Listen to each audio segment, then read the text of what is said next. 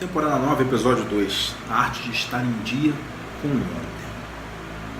Na série lá do Fluxo Imanente, que está aqui em uma das playlists aqui do canal, eu falei sobre o conceito de ansiedade ontológica, como um mal que assola a sociedade como um todo, o efeito da aculturação de comportamentos neuróticos, que a gente chama de normalidade. Essa ansiedade aí ela é experimentada muito como um sentimento de tédio, extremamente doloroso, como se a existência não valesse a pena. O sofrimento é uma coisa complicada. Ele costuma fazer com que as pessoas muitas vezes expressem os seus piores lados.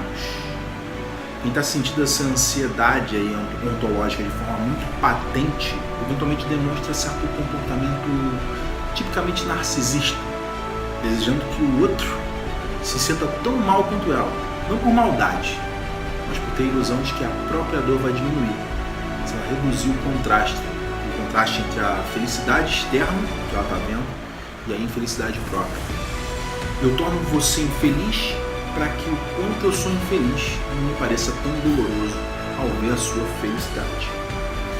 Esse comportamento ele se revela entre aqueles que são tão adeptos de adiar as coisas através de um comportamento crítico, de ser o crítico, criticar. Existem pessoas muito bem-sucedidas que até se levantam no primeiro toque do despertador, mas que mesmo assim são fortes procrastinadoras em outras áreas críticas. É tão comum a gente pensar em quem procrastina como aquela imagem de pessoa indolente e tal. Não é sempre assim. O protelador tem muitas caras, na verdade. Aquele que assume a persona de avesso a mudanças tem uma forma muito peculiar de procrastinar. Ele traveste isso como cautela, como parcimônia. Na prática, ele só está esperando e desejando que não seja necessário sair e transformar as próprias circunstâncias que já não são mais favoráveis para ele. Nesse episódio aqui eu vou falar sobre como funciona o adiamento, sobre aqueles que criticam e os que fazem versus aqueles que fazem, falar sobre o crítico em si, falar sobre o tédio como um dividendo do adiamento. Peço você deixar teu like aqui embaixo para fazer sua inscrição no canal se ainda não for inscrito e para você preparar aí teu bloco de notas, tá bom? Vamos nessa então. Como é que funciona esse negócio de adiamento? Bom, protelação do que tem que ser feito é a arte de estar em dia com ontem, daí o título de hoje. Mas o seguinte, de evitar o hoje. Créditos aí para o filósofo Donald Marques e para o próprio Dr. Wayne Dyer. A coisa rola da seguinte maneira. Eu sei que há certas coisas que eu quero fazer, não porque os outros determinaram, mas porque representam escolhas deliberadas que eu fiz. Só que muitas dessas escolhas nunca são realizadas, a despeito do fato de eu dizer a mim mesmo que elas vão ser. A decisão de fazer depois algo que eu poderia fazer agora é um substituto aceitável para fazer a coisa efetivamente, permitindo que eu me iluda com a convicção de que realmente não me comprometo pelo fato de fazer aquilo que eu me dispus a realizar. É um sistema como? Funciona assim. Eu sei que eu devo fazer isso, mas eu estou com medo de não fazer direito ou de não gostar de fazer. Assim, eu vou dizer a mim mesmo que eu vou fazer isso depois. Então, eu não vou ter que admitir que eu não vou fazer. Desse jeito fica assim mais fácil de eu aceitar a mim mesmo, sabe? Esse é o tipo de raciocínio conveniente, embora falso, que pode ser utilizado quando a gente se vê diante do problema de fazer algo que é desagradável ou difícil. Se você que está assistindo esse vídeo é uma pessoa que vive de determinada maneira e diz que vai viver de outra maneira no futuro, essas afirmações aí são vazias. Você simplesmente é uma pessoa que está sempre adiando os compromissos, sem nunca realizar eles. É claro que existem níveis dessa mania de protelar as coisas. Dá para adiar as coisas até certo ponto, então completar uma tarefa bem em cima da hora. Mais uma vez, a gente tem uma forma comum de auto-engano. Se eu me dou o mínimo absoluto de tempo para realizar um trabalho, então eu posso justificar resultados ruins ou uma performance abaixo da melhor, dizendo assim para mim mesmo: é que eu não tive tempo suficiente, não tive tempo suficiente, né? Só que eu tenho tempo de sobra e eu sei bem que as pessoas ocupadas é que fazem as tarefas. Porém, se eu gastar meu tempo reclamando de tudo aquilo que eu tenho que fazer, ou seja, procrastinando, eu não vou ter tempo no momento presente para fazer o que tem que ser feito. Quantos não reconhecem alguém especialista em protelação? Quando não, são eles mesmos, inclusive, esses especialistas. É aquele cara, sabe? É aquele cara que está sempre ocupado se livrando de encargos, falando como é que ele está na correria, a porção de coisas que ele tem que fazer. Quando ele fala, todo mundo já fica cansado só de imaginar como é que deve ser esse ritmo de vida frenético dele. Mas é só dar uma olhadinha mais de perto ali que a gente percebe que esse cara está fazendo muito pouco. Ele tem 1 milhão de projetos na cabeça e nunca chega a trabalhar em nenhum desses projetos. Todas as noites, antes dele pegar no sono, ele se ilude com a promessa de que no dia seguinte ele vai terminar de fazer o trabalho lá que ele se propôs a fazer. Afinal, sem isso, como é que ele poderia adormecer com esse sistema de auto-engano aí que ele criou intacto? É provável que ele saiba muito bem que não vai acabar nada do que ele se propôs a fazer, mas enquanto ele jurar que vai acabar, os momentos presentes deles vão ficar salvos. Eu não sou necessariamente aquilo que eu digo ser. O meu comportamento é um barômetro muito melhor daquilo que eu sou do que palavras.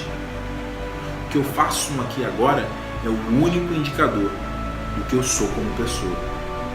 Citando aqui o Ralph Waldo Emerson: não diga coisas, aquilo que você é se sobrepõe a você enquanto tal. E ressoa tanto que eu não consigo ouvir o que você diz em contrário. Da próxima vez que você que está me assistindo disser que vai fazer alguma coisa, sabendo que não vai fazer, guarda essas palavras na lembrança. Elas são um antídoto para a procrastinação. Eu vou falar agora sobre os que criticam e sobre os que fazem as coisas. Não é o crítico que importa, nem aquele que mostra como o homem forte tropeça, ou onde o realizador das proezas podia ter feito melhor. Todo crédito pertence a um homem que está de fato na arena, cuja face está arruinada pelo poeira, e pelo suor e pelo sangue. Aquele que luta com valentia, aquele que erra e tenta de novo e de novo. Aquele que conhece o grande entusiasmo, a grande devoção, e se consome numa causa justa. Aquele que ao menos conhece, ao fim, o triunfo de sua realização. E aquele que, na pior das hipóteses, se falhar, ao menos falhará, agindo excepcionalmente, de modo que seu lugar nunca seja junto àquelas almas frias e tímidas que não conhecem nem a vitória nem a derrota. Quem disse isso foi o Theodore Roosevelt. Essa frase é muito famosa, essa passagem é muito famosa. O nosso universo cultural está cheio de gente que critica e a gente ainda apaga para ouvir essas pessoas. Enquanto você estiver observando a si mesmo e as pessoas à sua volta, preste atenção no quanto das relações sociais é dedicado à crítica. O que faz com que isso aconteça? É a pergunta. Bom, é muito simples.